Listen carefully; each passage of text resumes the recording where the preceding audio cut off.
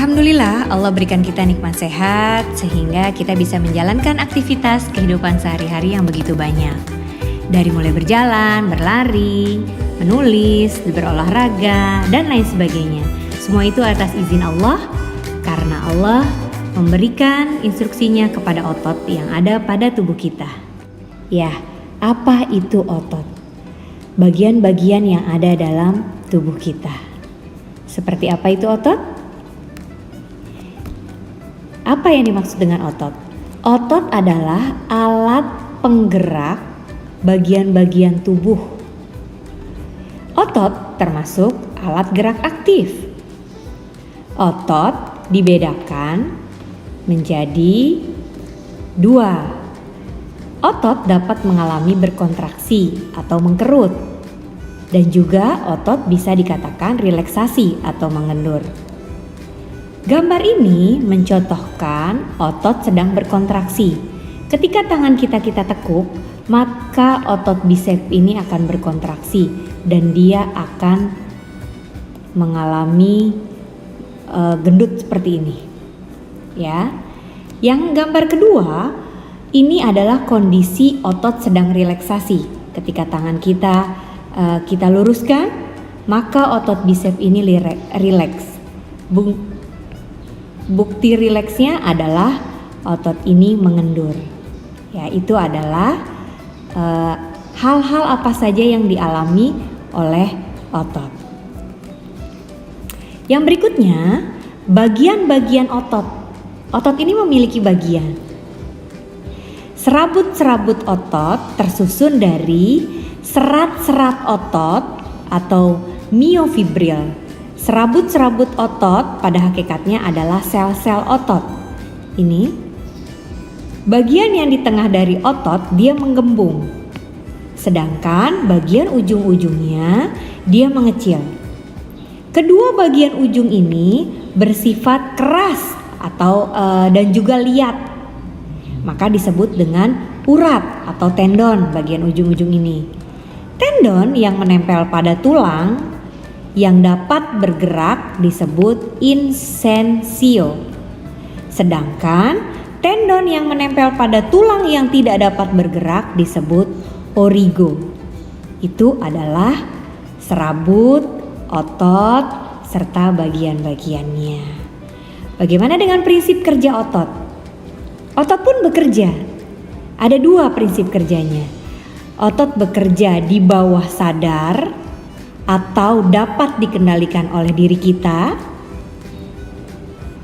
Biasanya otot-otot ini kita sebut dengan otot sadar karena kita mengerjakan pekerjaan itu dalam kondisi sadar.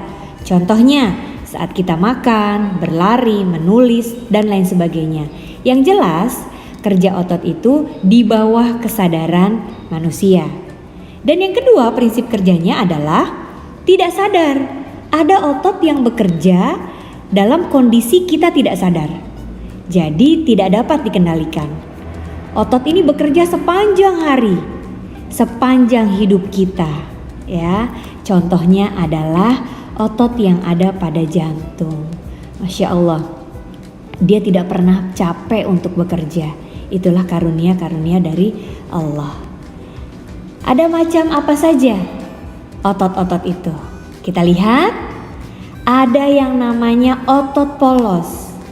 Bagaimana ciri-cirinya otot polos?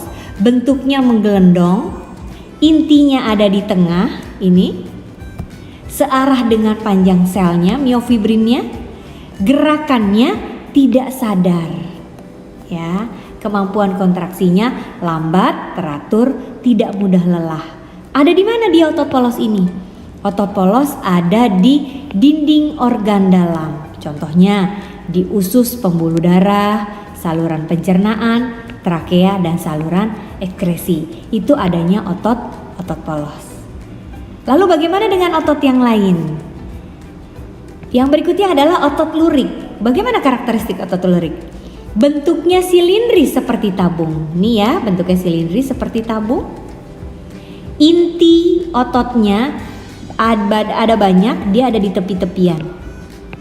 Di tepi, di pinggir-pinggir gitu. Miofibrilnya seratnya melintang, bergaris-garis.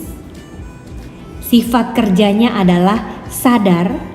Jadi otot lurik ini dikerjakan oleh manusia saat kita sadar. Dia kemampuan berkontraksinya cepat namun mudah lelah. Ada di mana dia? Dia melekat pada rangka. Otot ini melingkar pada mata dan juga mulut. Terdapat di wajah juga otot lurik ini. Ya. Dan yang berikutnya adalah karakteristik dari otot jantung. Bagaimana dia otot jantung? Betul, bentuknya silindris. Dia bercabang. Nah, bercabang. Ini ciri-cirinya. Intinya banyak. Letaknya ada di tengah inti-inti selnya. Miofibrilnya seratnya melintang, bercabang. Sifat gerakannya pada otot jantung, dia tidak sadar. Kemampuan kontraksinya lambat, tidak mudah lelah. Lokasinya berada di mana otot jantung ini? Adanya di jantung, di dinding jantung. Sampai di sini pelajaran kita tentang otot.